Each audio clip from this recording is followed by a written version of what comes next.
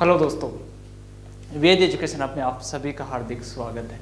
आज अपने एक नए टॉपिक के साथ में रूबरू हो रहे हैं। आज का अपना टॉपिक रहेगा भारत का संविधान और संविधान का निर्माण करने वाली वो अपने आप में खूबसूरत एक संस्था यानी संविधान सभा। अब संविधान सभा के बारे में आप सभी को पता है कि इसका निर्माण किस प्रकार से हुआ, लेकिन दोस्तों वर्तमान समय में अपन कंपटीशन के लिहाज से देखें तो इनके अंतर्गत कुछ ऐसे फैक्ट दबे हुए हैं जो भावी एग्जाम के अंतर्गत अपने को देखने को मिल सकते हैं। उन सारे फैक्ट तथा एग्जाम में पूछे हुए प्रश्नों को अपन शामिल करते हुए आज अपन भारत की संविधान सभा का गठन के बारे में चर्चा करेंगे। पहले इसकी पृष्ठभूमि देखते हैं, फिर इनका क्या कार्य था संविधान सभा का, फिर इसके बाद भी अपन देखेंगे कि भारतीय संविधान को किस प्रकार से आज जो हमें मिला है जो संविधान ये किस प्रकार से तैयार किया गया।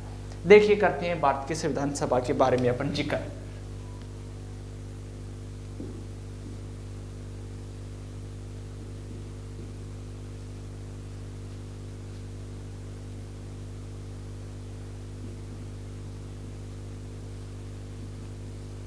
देखिए दोस्तों, संविधान सभा आप सबको पता है कि भारत का संविधान एक का गठन है औपचारिक रूप से हुआ। औपचारिक रूप से आप सबको मालूम कि औपचारिक रूप से होने का मतलब कि एक निश्चित समय में एक निश्चित संस्था के द्वारा किया गया, इसलिए भारत का संविधान है इसका गठन क्या यानी निर्माण है औपचारिक रूप से हुआ। संविधान सभा है, इस संविधान सभा का जिक्र कहाँ से आता है। देखिए सबसे पहले संविधान सभा की अपन बात करें तो दोस्तों 1922 के अंतर्गत राष्ट्रपिता के नाम से विख्यात यानी महात्मा गांधी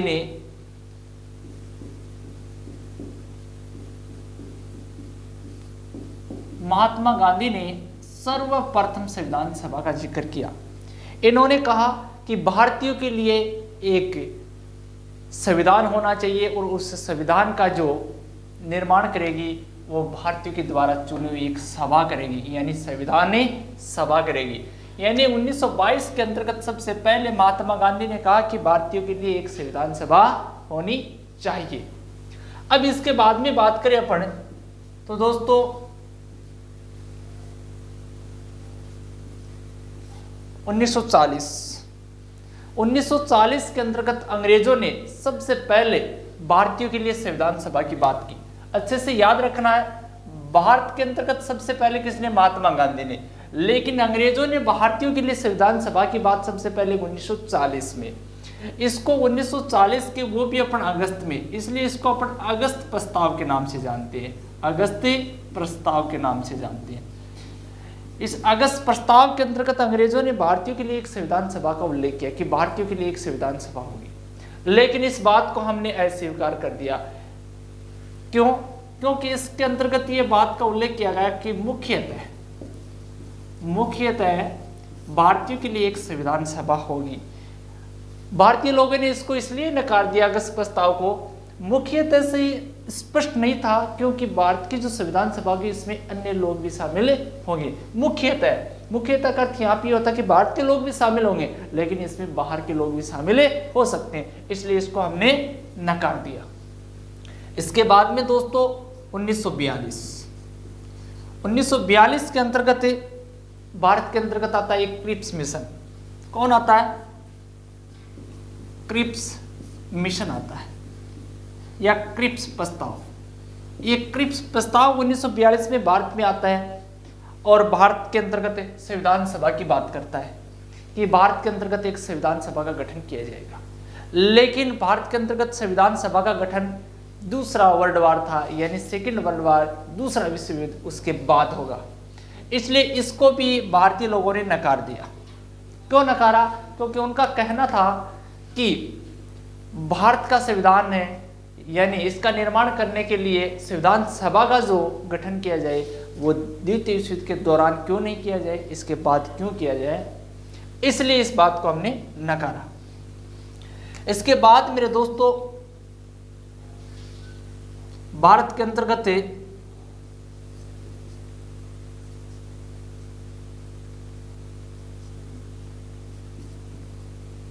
कैबिनेट मिशन आता है। क्या आता है, कैबिनेट मिशन आता है।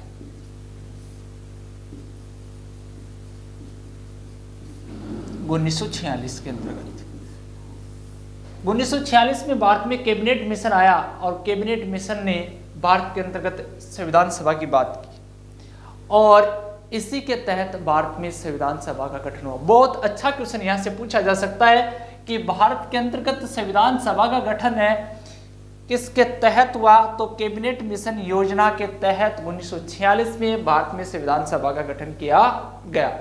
कब किया गया, 1946 में। अब देखिए दोस्तों, संविधान सभा के लिए चुनाव होते हैं जुलाई 1946 के अंतर्गत।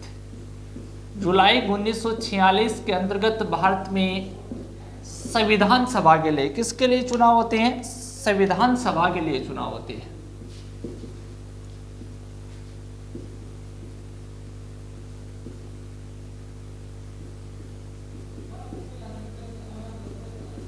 संविधान सभा के लिए चुनाव होते हैं कब, 1946 में। अब देखिए 1946 में चुनाव हुए, लेकिन दोस्तों आपको ये बात भी अच्छे से याद रखनी है, संविधान सभा के अंतर्गत जो चुनाव हुए, कौन से क्षेत्रों से चुनाव हुए और किस क्षेत्रों से मनोनयन हुआ। अब देखिए बहुत ही अच्छे जो कंपटीशन के लिहाज से जो क्वेश्चन पूछे जाते हैं उनका अपन जिक्र करने जा रहे हैं।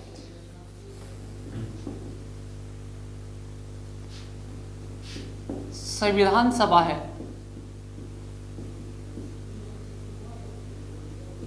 के सदस्यों का चुनाव।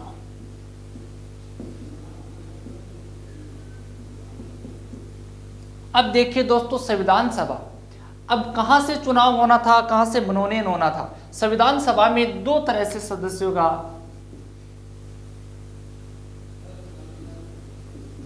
मनोनयन प्लस निर्वाचन, यानी मनोनयन और निर्वाचन दो तरीके से संविधान सभा में मेंबर आए थे। कहां से मनोनयन हुआ, कहां से मनोनयन हुआ और कहां से निर्वाचन हुआ, इसी के बारे में। अब जो कैबिनेट मिशन योजना के तहत भारत में संविधान सभा का निर्माण होने जा रहा था, इस कैबिनेट मिशन योजना के तहत कुल सदस्यों की संख्या मेरे दोस्तों 389 थी। यानी कैबिनेट मिशन योजना ने कहा कि भारत के अंतर्गत 389 सदस्यों का संविधान सभा के लिए चयन होगा और वो कहां से होगा, कुछ का मनोनयन और कुछ का निर्वाचन होगा। इनका एक बार अपन आगे की देखेंगे कि मनोनयन कहां से हुआ और निर्वाचन कहां से हुआ। अब देखो 389 सदस्य थे मेरे दोस्तों, इन 389 सदस्यों की अपन बात करते हैं कि ये किस प्रकार से चयन हुआ था। कैबिनेट मिशन है, इस कैबिनेट मिशन के तहत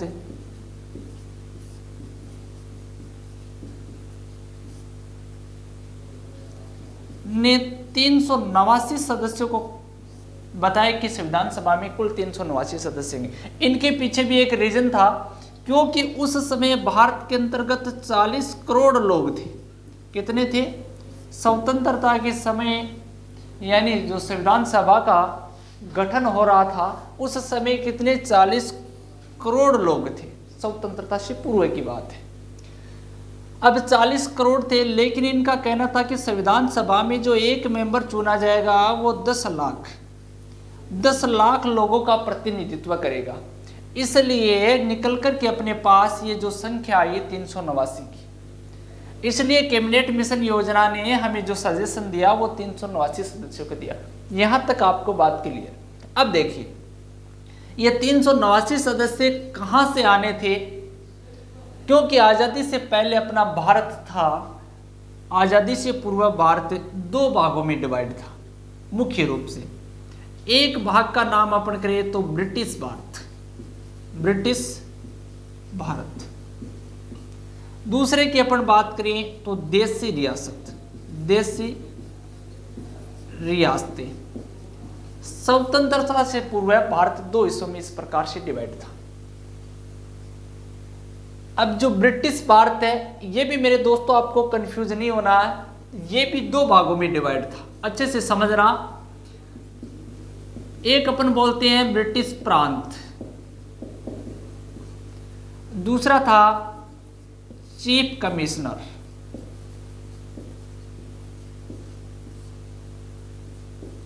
क्षेत्र।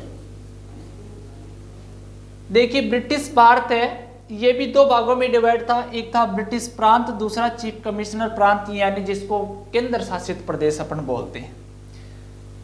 अब देखिए ब्रिटिश प्रांत की अपन बात करें तो मेरे दोस्तों यहां से 296 सदस्य, कितने 296 सदस्य। देशी रियासतों की मेरे दोस्तों अपन बात करें तो 93 सदस्य, और चीफ कमिश्नर प्रांत की अपन बात करें तो मेरे दोस्तों 4 सदस्य चुन करके संविधान सभा में आने थे। किसके तहत? कैबिनेट मिशन योजना के तहत। अब देखिए मनोनयन किनका होना था, वो निर्वाचन किसका होना था। मनोनयन की मैं बात करूं तो दोस्तों मनोनयन होना था इन देशी रियासतों की जो प्रतिनिधि चुन करके आने थे उनका मनोनयन होना था, और इस ब्रिटिश भारत से जो चुन करके आएंगे उनका निर्वाचन होना था। अच्छे से आप जानते हो कि मनोनयन का अर्थ होता है कि वहां के जो राजा होंगे वो क्या करेंगे, अपनी इच्छा से किसी भी व्यक्ति को संविधान सभा के लिए अपनी इच्छा से चयन करके भेजेंगे, उसको बोलेंगे मनोनयन। निर्वाचन का अर्थ होता है कि वहां की जनता अपने में से किसी प्रतिनिधि का चयन करके संविधान सभा में भेजने वाली है।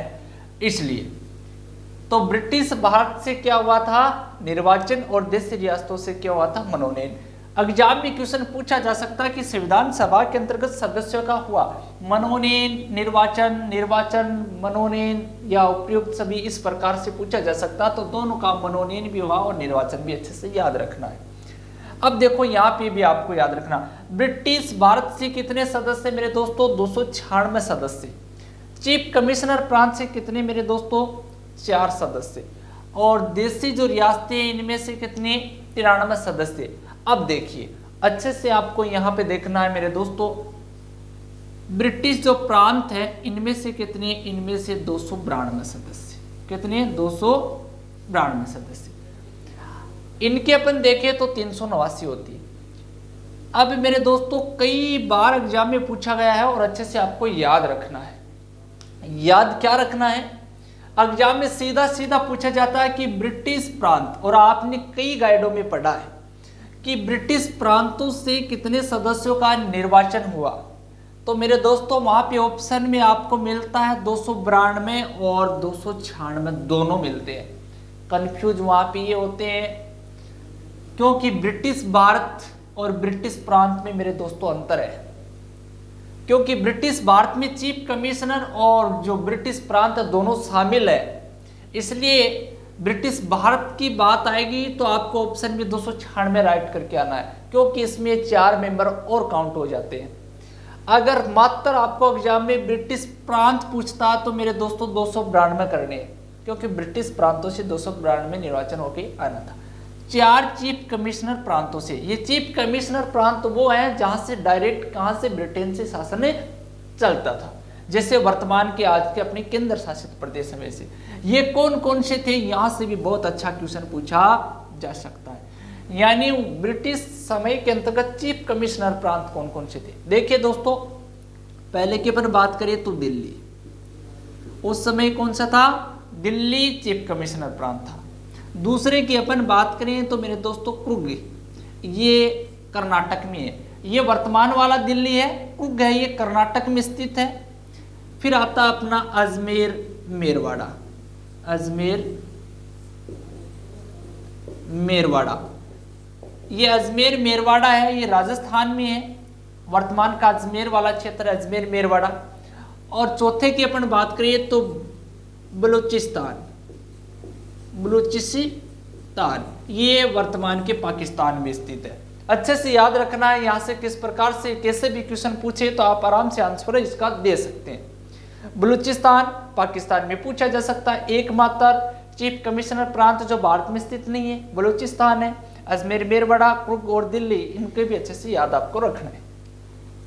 ये थे अपने कैबिनेट मिशन योजना के तहत संविधान सभा में इनका सदस्य। अब देखिए इसके आगे अपन चलते हैं दोस्तों कि संविधान सभा के अंतर्गत चुनाव हुए, इन चुनाव में किस दल को कितनी सीटें प्राप्त हुई। यहां से भी कई बार क्वेश्चन पूछा गया है। तो दोस्तों उस समय चुनाव में जो सीटें प्राप्त होती है तो मुख्य रूप से उस समय कांग्रेस को कितनी सीटें प्राप्त होती है। तो दोस्तों कांग्रेस को उस समय 208 सीटें प्राप्त होती है, यानी संविधान सभा के अंतर्गत 208 मेंबर कहां से जाते हैं, कांग्रेस पार्टी से जाते हैं।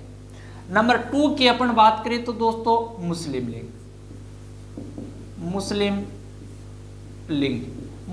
लीग की कितने मेंबर जाती हैं संविधान सभा में, मात्र में 273। कितने जाते हैं, 73। नंबर अपन 3 की बात करें तो अन्य यानी निर्दलीय, कितने, 8 लोग क्या है, अन्य। याद रखना निर्दलीय। यहां से भी क्वेश्चन पूछा जा सकता है कि संविधान सभा के अंतर्गत कांग्रेस के कितने जो लोग थे, तो अपन बात करेंगे 208, मुस्लिम लीग के 73 और अन्य या निर्दलीय कितने थे, 8 उम्मीदवार थे किसमें, संविधान सभा में। इसके अलावा पूछे जाते हैं मेरे दोस्तों कि संविधान सभा है, इस संविधान सभा की पहली बैठक से संबंधित, यानी संविधान सभा की जो पहली बैठक है इससे संबंधित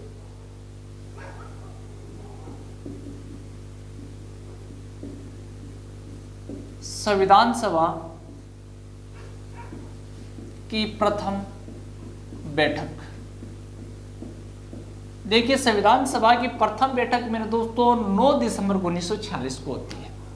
कब होती है, 9 दिसंबर 1946 को। 9 दिसंबर 1946 को प्रथम बैठक हुई। इस बैठक की अध्यक्षता की मैं बात करूं, यानी अध्यक्ष कौन थे, सच्चिदानंद सिन्हा थे। कौन थे, सच्चिदानंद सिन्हा। अब मैं आपसे ये पूछूं कि इस बैठक के प्रथम अध्यक्ष मेरे दोस्तों सच्चिदानंद सिन्हा ही क्यों थे।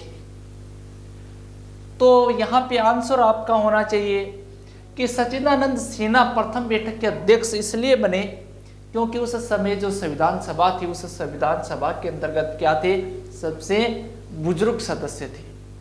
याद रखना है कि ये सबसे बुजुर्ग सदस्य होने के नाते जो 9 दिसंबर 1946 को संविधान सभा का जो सभा का आयोजन हुआ उसमें ये क्या रहे, अध्यक्ष रहे। इसके बाद अपन बात करें कि पहली बैठक थी, इस पहली बैठक के अंतर्गत कितने सदस्यों ने भाग लिया था, यानी संविधान सभा की 9 दिसंबर को जो बैठक हुई इसमें कितने मेंबर भाग लेते हैं, 207 सदस्यों ने भाग लिया। कितने सदस्यों ने, 207 सदस्यों ने भाग लिया। अच्छे से याद रखना है। अब देखिए आपको ये यहाँ पे कंफ्यूज होने की आवश्यकता नहीं है कि कैबिनेट मिशन योजना के तहत तो संविधान सभा के अंतर्गत 389 मेंबर होने चाहिए थे और 389 जो मेंबर थे, लेकिन पहले बैठक के अंतर्गत 207 सदस्यों ने भाग क्यों लिया। बहुत अच्छा क्वेश्चन यहां से पूछा जा सकता है। इसके पीछे मेरे दोस्तों 2 कारण है महत्वपूर्ण, 2 जो प्रमुख कारण है। पहले कारण की अपन बात करें तो देखिए आप सबको पता है कि 9 दिसंबर 1946 को पहली बैठक हुई है। उस समय अपन आजाद नहीं हुए थे। इसके साथ आपको यह भी पता है कि पहली बैठक की मुस्लिम लीग ने बहिष्कार किया था। यह बात आपको नहीं भूलनी है। मुस्लिम लीग है, इसने संविधान सभा की पहली बैठक का क्या किया था, बहिष्कार किया था। क्या किया, बहिष्कार किया पहली बैठक का। इसलिए आप सबको पता है कि बहिष्कार किया तो केवल मुस्लिम लीग में तो 73 मेंबर थे, तो फिर इतनी कम संख्या कैसे। कैबिनेट मिशन योजना के तहत तो 389 होनी चाहिए थी, सदस्य भाग लेते हैं 207 सदस्य, लेकिन इसके बहिष्कार करने से तो मात्र कितने 73 सदस्य क्या हो सकते हैं, कम हो सकते हैं। इतनी संख्या कम क्यों। लेकिन दोस्तों दूसरा रीजन है, वो भी इंपॉर्टेंट आपको याद रखना है। इतनी कम संख्या होने के रीजन है। नंबर 2 की अपन बात करें, देशी रियासतें।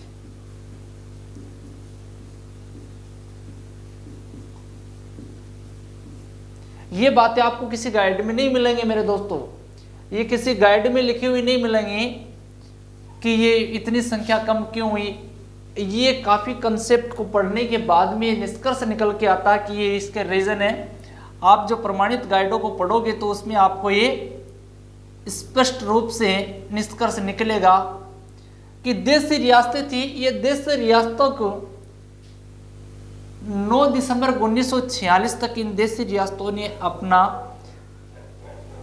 जो मेंबर कहाँ भेजना, क्या करना है, ये डिसाइड ही नहीं किया था कि किसको भेजे किसको नहीं भेजे। देशी रियासतों के शासकों ने डिसाइड नहीं किया था, इसलिए जो देशी रियासतों से 93 जो मेंबर आने थे उनका पहली बैठक में कोई भागीदारी नहीं थी। इसलिए पहली जो बैठक हुई उसमें 207 सदस्यों ने भाग लिया। इसके अलावा और कई रीजन थे। अब देखिए, पहली बैठक जैसे भाग लेती 207 जो सदस्य होते हैं, इसमें किसकी, कांग्रेस जो पार्टी है, इस कांग्रेस पार्टी की जो प्रतिनिधियों की संख्या ज्यादा थी। इसलिए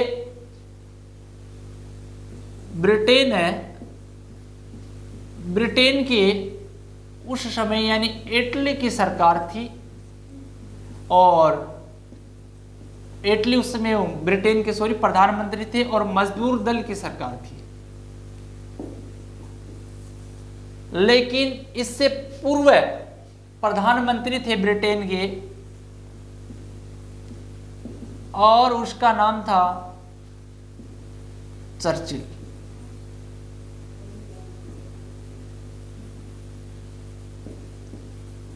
चर्चिल विसेंट चर्चिल के नाम से जाने जाते हैं। चर्चिल था, चर्चिल ने कहा कि मात्र भारत की जो संविधान सभा है वो कांग्रेस, क्या है, कांग्रेस तथा कांग्रेस का ही क्या है, एक मात्र संविधान सभा है, यानी कांग्रेस का नाम दिया क्योंकि संख्या ज्यादा होने के कारण। इसके अलावा इन्होंने क्या कहा, संविधान सभा को विंस्टन जो चर्चिल है ये कहते हैं कि ऐसे प्रतीत हो रही है भारत की संविधान सभा जैसे शादी के अंतर्गत उसकी दुल्हन ही गायब है। विंस्टन चर्चिल का ये कथन था कि इस प्रकार की शादी है जिसमें उसकी दुल्हन ही गायब है, क्योंकि मुस्लिम लीग ने बहिष्कार कर दिया था, इसलिए इन्होंने, चर्चिल ने ये कथन कहा था। ये भी आपको याद रखना है।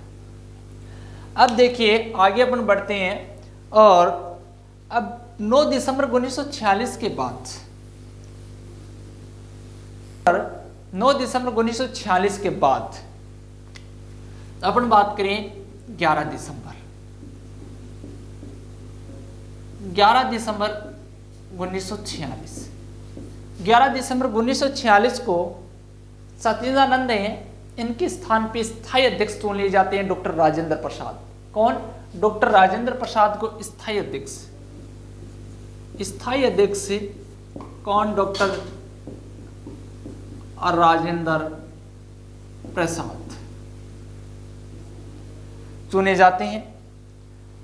अब अपन 1 बाय 1 आगे की वीडियोस में अपन देखेंगे कि संविधान सभा के जो अधिवेशन है 12 अधिवेशन है, 11+1 इनको पढ़ेंगे। इसके अलावा भारत की जो संविधान सभा है, इस संविधान सभा के प्रत्येक अधिवेशन में महत्वपूर्ण जो निर्णय लिए गए उनको पढ़ेंगे। आज की क्लास आपको कैसी लगी जरूर कमेंट सेशन में कमेंट करके बताना। जय हिंद।